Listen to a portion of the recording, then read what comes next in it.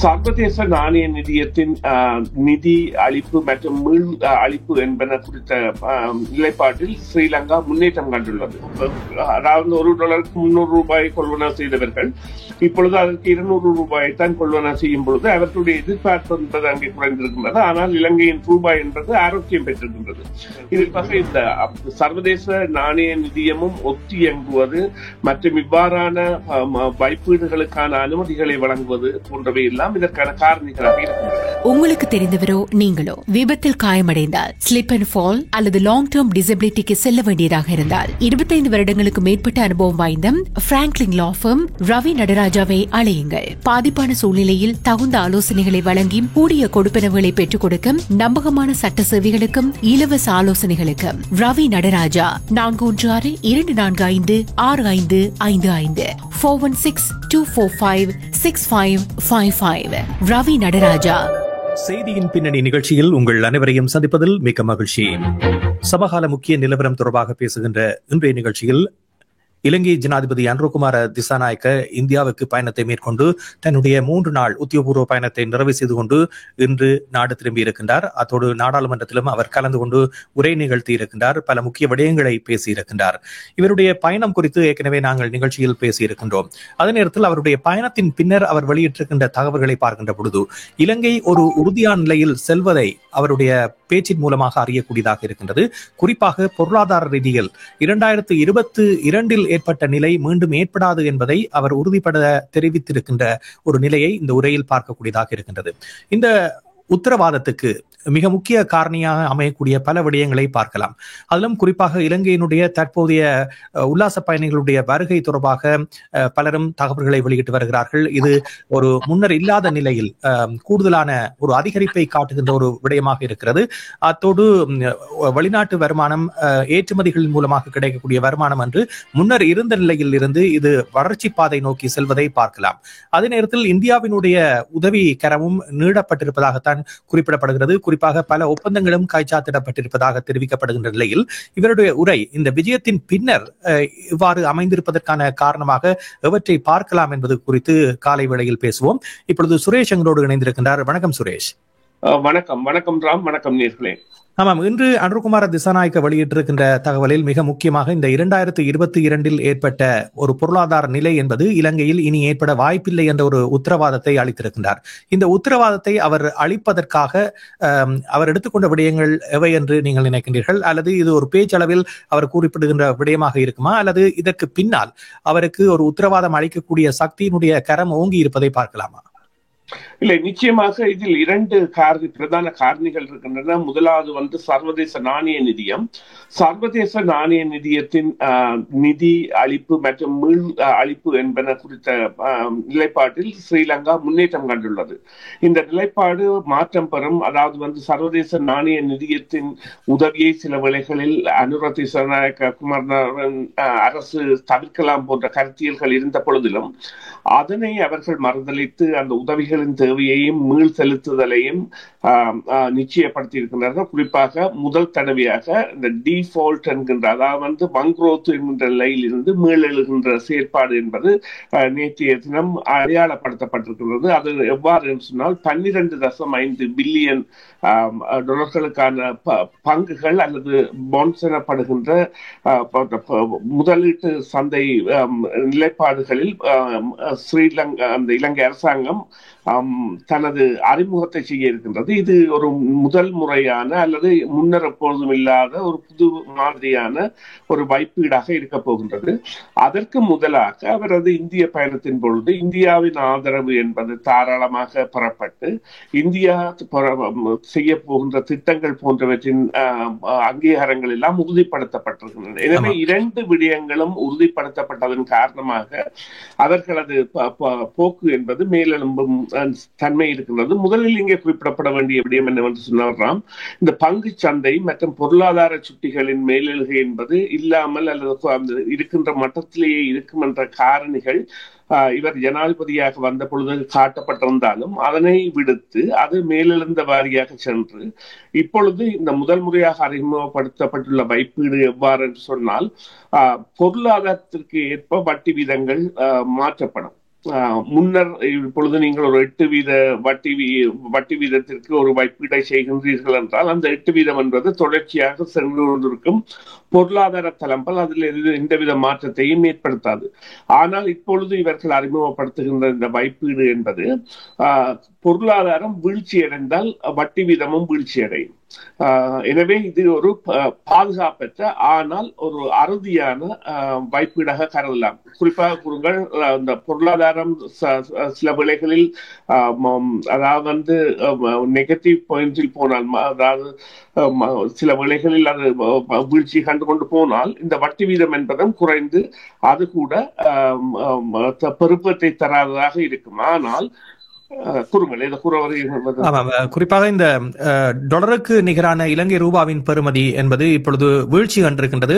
முன்னர் மிக அதிகூடிய பெறுமதியை பெற்றவர்கள் இப்பொழுது இலங்கை அமெரிக்க டாலர் 200 ரூபாய் என்ற அளவுக்கு குறைந்திருக்கின்றது. ஆகவே கிட்டத்தட்ட 100 ரூபாய்க்கு கீழ் குறைந்திருக்கின்ற ஒரு நிலையையும் பலர் வரவேற்கிறார்கள். அதே நேரத்தில் புலம்பெயர் தேசங்களில் இருந்து கடந்த ஆண்டில் அல்லது அதற்கு முதல் ஆண்டில் பணத்தை அனுப்பியவர்கள் அதை வைப்பிட்டு இப்பொழுது கூடுதலான லாபம் பெறுவதாகவும் அறிவித்திருக்கிறார்கள். காரணம், தாங்கள் அந்த நேரத்தில் அனுப்பிய பணத்தொகை இப்பொழுது வட்டியோடு சேர்த்து பார்க்கின்ற பொழுது ஒரு கூடுதலான லாபத்தை தங்களுக்கு ஈட்டி தந்திருப்பதாக கூறுகிறார்கள். ஆகவே இது ஒரு நல்ல ஆரோக்கியமான விடயமாக பார்க்கலாமா அல்லது இதை எப்படி பார்க்கிறீர்கள்? இல்லை, இது ஆரோக்கியமான விடயமாக இலங்கை பொருளாதாரத்துக்கு அமையக்கூடிய சந்தர்ப்பம் இருக்கின்றது. நீங்கள் குறிப்பிட்டது போல 300 ரூபாய், அதாவது $1 300 ரூபாய் கொள்வனா செய்தவர்கள் இப்பொழுது அதற்கு 200 ரூபாயை தான் கொள்வனா செய்யும் பொழுது அவர்களுடைய எதிர்பார்ப்பு என்பது அங்கே குறைந்திருக்கின்றது. ஆனால் இலங்கையின் ரூபாய் என்பது ஆரோக்கியம் பெற்றிருக்கின்றது.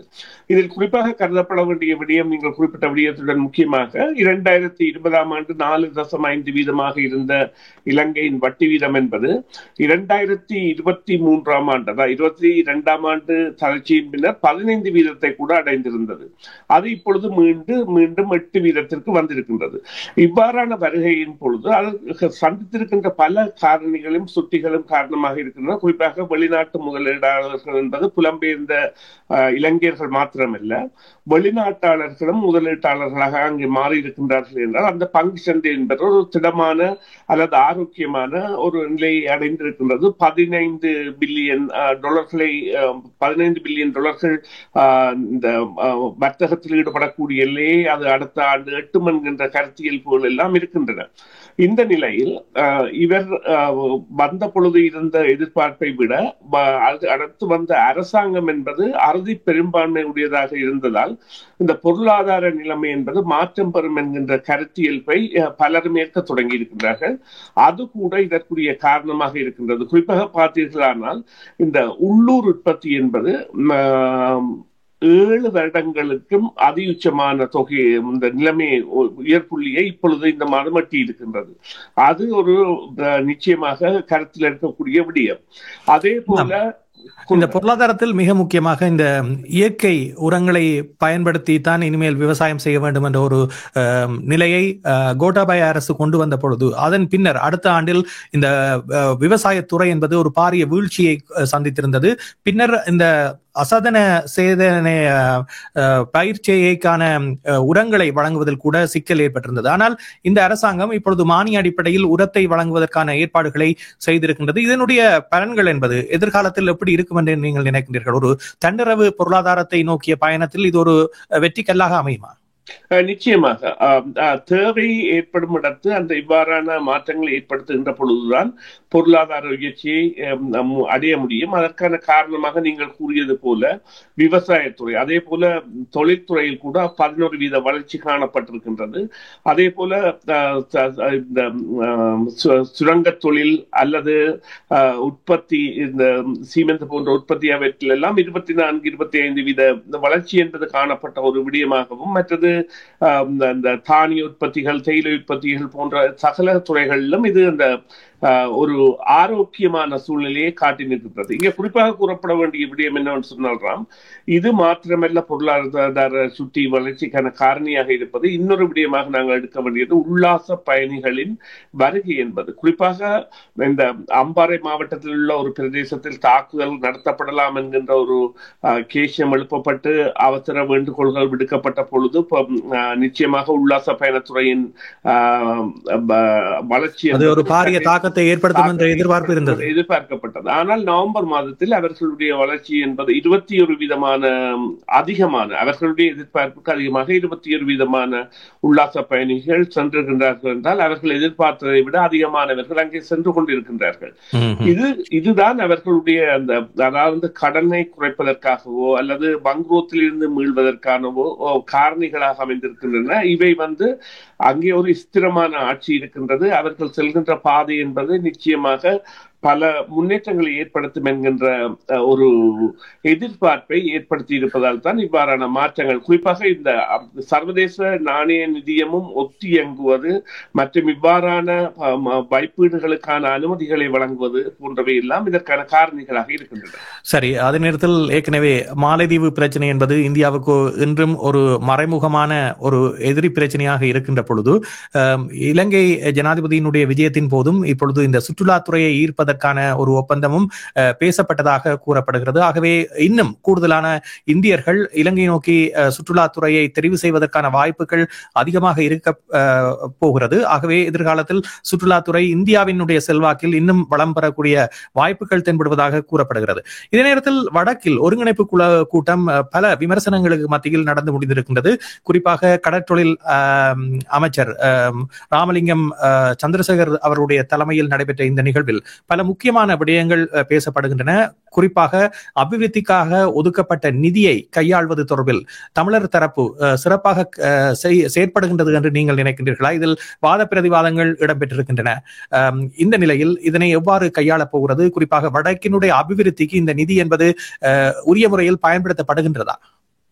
இல்ல, இதில் நீங்க 2 விடயங்களை தொட்டு சென்றீர்கள். முதலாவது விடயமாக இந்த இந்திய விடயத்தை எடுத்து பார்த்தால், அதனை இந்தியாவின் குறிப்பாக இந்தியாவின் பிரதமர் மோடி கூட தனது உரையில் குறிப்பிட்டிருக்கின்றார். நீங்கள் பார்த்தீர்களானால் அவர் கூட குறிப்பிட்டிருக்கின்றார், யாழ்ப்பாணத்திற்கும் இந்தியாவிற்குமான விமான சேவைகள் ஆரம்பிக்கப்பட்டது மற்றும் இந்தியாவிற்கும் யாழ்ப்பாணத்திற்குமான கப்பல் சேவைகள் ஆரம்பிக்கப்பட்டது. அது வேறு இடங்களுக்கு விஸ்தரிக்கப்படுவது உறவினை விஸ்தரிக்கின்றது.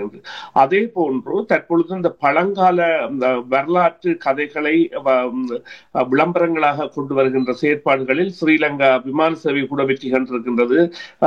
சீதை வைக்கப்பட்டிருந்த இடத்தை பார்ப்போம் அல்லது பிரதான ஸ்தலங்களை பார்ப்போம் போன்றவற்றை எல்லாம் கவர்ச்சிகரமான விளம்பரங்களாக கொண்டு வருவதும் பயண நேரங்கள் குறைக்கப்பட்டிருப்பதும் நிச்சயமாக இலங்கையின் இந்த உல்லாச பயணத்துறையில் இந்தியாவின் ஆதிக்கம் என்பது பெருமளவு இருக்கும் என்பதற்கான காரணியாக இருக்கின்றது. இங்கே மற்ற இந்த வடக்கு மாகாண விவகாரத்தில் நீங்கள் குறிப்பிட்ட விடயத்தில் உண்மை நிறையவே இருக்கின்றது. இந்த பட்டியலை எடுத்து பார்த்தால் அந்த கடந்த காலங்களில் பாராளுமன்ற உறுப்பினர்களாக இருந்தவர்களில் ஒருவர் அல்லது இருவர் தான் இந்த விடயங்களில் அதிகூடுதலான செயற்பாடுகளை அல்லது நிதி ஒதுக்கீடுகளை யாழ் மாவட்டத்தில் செய்திருக்கின்றார்கள். அது குறிப்பாக சுமந்திரன் மற்றும் ஸ்ரீதரன் அவர்களுடைய நிதி ஒதுக்கீடு என்றுதான் நான் நினைக்கின்றேன் பார்த்த அளவில். ஆனால் எனக்கு தற்பொழுது நீங்கள் அதாவது கேட்ட பொழுது அதனை வடிவாக கூற முடியாது இருந்த பொழுதிலும் ஆம், ஒதுக்கப்பட்ட நிதிகள் மீள சென்றிருக்கின்றன. ஏனென்றால் அவற்றைக்கான பயன்பாடு என்பது அடையாளப்படுத்தப்படாததாகவும் இந்த பாராளுமன்ற உறுப்பினர்களின் சிரத்தை என்பது கருத்தியலுக்கு உட்படுத்தப்படாததாகவும் இருக்கின்றது.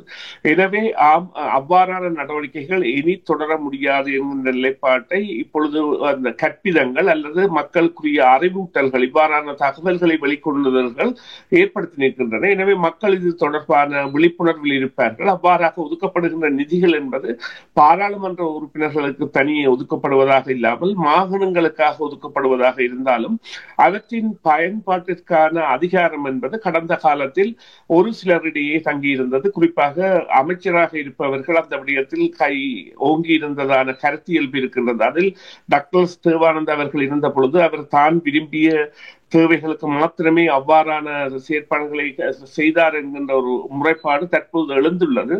அந்த நிலைமைகள் எல்லாம் மாறக்கூடிய, அதாவது அதிகாரிகள் அமைச்சர்களுக்கு பயந்தவர்களாகவோ அல்லது அமைச்சர்களுக்கு அனுகூலமானவர்களாகவோ இருந்திருக்கின்றார்கள் போன்ற கருத்தியல்பு இருக்கின்ற பொழுதும் இது வடமாகாண ஆளுநருடைய நியமனத்தின் ஊடாக மறைக்கப்பட்ட ஒரு விடயமாக பார்க்கலாமா? ஏனென்றால் இப்பொழுது வேதநாயகன் அவர்கள் ஒரு வெளிப்படையாக இந்த விடயங்களை கையாளக்கூடியவர் என்ற ரீதியில் தான் மீண்டும் கட்சி பேதமின்றி அவரை நியமித்திருப்பதாக இந்த அரசாங்கம் அறிவித்திருக்கின்றது.